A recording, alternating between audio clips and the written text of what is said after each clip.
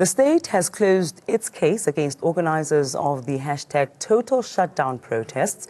The group yesterday released a statement saying they were seeking legal advice after police asked them to hand themselves over to police in Pretoria.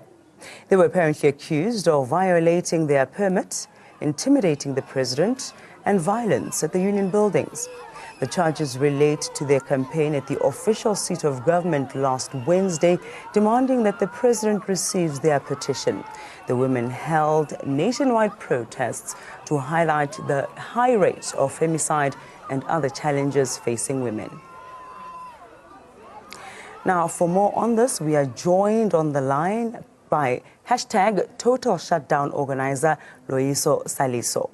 Loyiso, a very good afternoon to you. Afternoon, Paul. Thank you for having me. Your reaction, ma'am, to the case being closed? Our reaction to the case being closed is that we do welcome the charges being dropped. However, as mentioned in our previous statement, that we are aware and we do feel strongly that this is some form of intimidation or means to try and distract us, and we shall not be intimidated or distracted on the course that we are on to end gender-based violence and femicide in our country.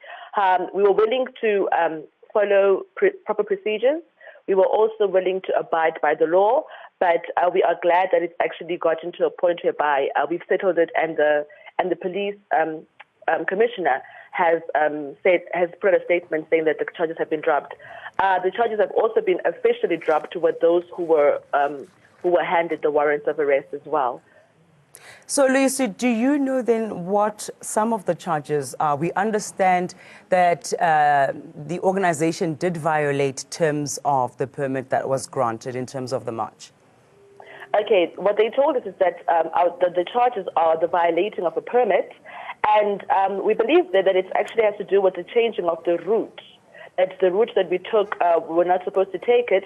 However, that also is not the fault of the conveners, because at the Section 4 meeting, that is where it was discussed that we were advised to change the route to the route that we took.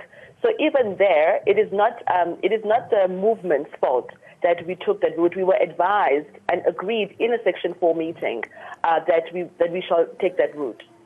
So we understand that 4 police officers are being investigated.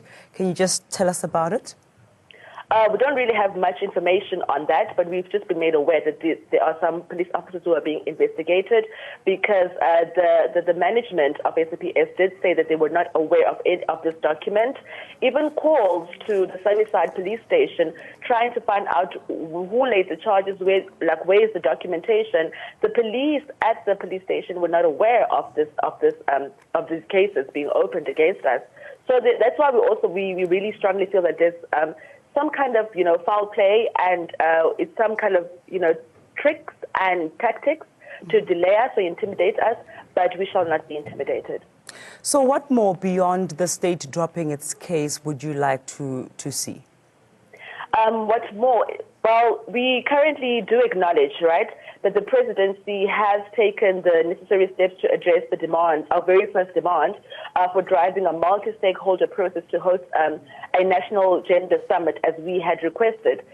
It's stipulated in our very first demand. However, within that first demand, which the deadline for it is Women's Day, the 1st of August, the presidency is yet to meet the following 2 points that we are hoping he will do before the deadline or on the deadline. And they are him sending a strong message from the Office of the President that gender-based violence against women, children, and GNC folk is pervasive and widespread, and that it cannot be tolerated at any level of society. And also, we need him to make a commitment to never appoint any individual who has been implicated or even minimizes the causes and consequences of gender-based violence against women and GNC folk to cabinet or to lead a state institution. He needs to be very. We're hoping that he will actually make mention of this in his speech on Women's Day, and therefore meeting the deadline that we have given in our demand. So finally, would you not agree that the president coming to receive your petition on the day was an act of goodwill? Are you not convinced that he is sincere in his commitment, the commitments that he made in his speech as he received the petition? And lastly, what is your plan of action moving forward? Okay, are we convinced? Listen, we've really been disappointed by this government time and time again. We welcome what Mr. President had to say, and we are looking forward to him meeting our demands. Are we fully confident in government delivering and him? Listen, it's questionable, really. There was a time when the president said that I feel your pain and I feel your hurt. And as women, we really felt like, you know what, really, come on, don't patronize us. You cannot feel this pain because nothing has been done up until we had to unite women and GNC folk of this country to come together in one voice.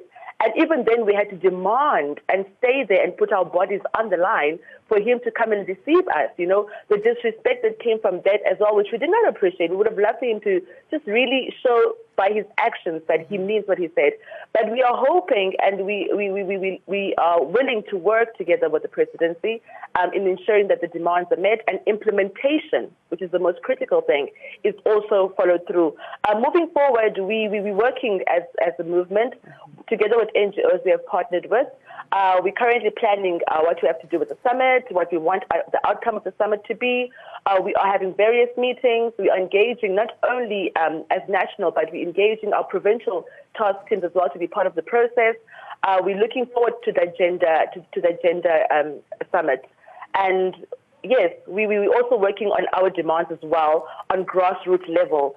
So the work continues. I think on the 1st of August, we marched. It was a remarkable day, a historical day. However, that was the day that the real work started, and we currently are working on the ground. Loyiso Saliso, thank you so much indeed, ma'am, for talking to us this afternoon. Everything of the best with your events for the month as you move ahead.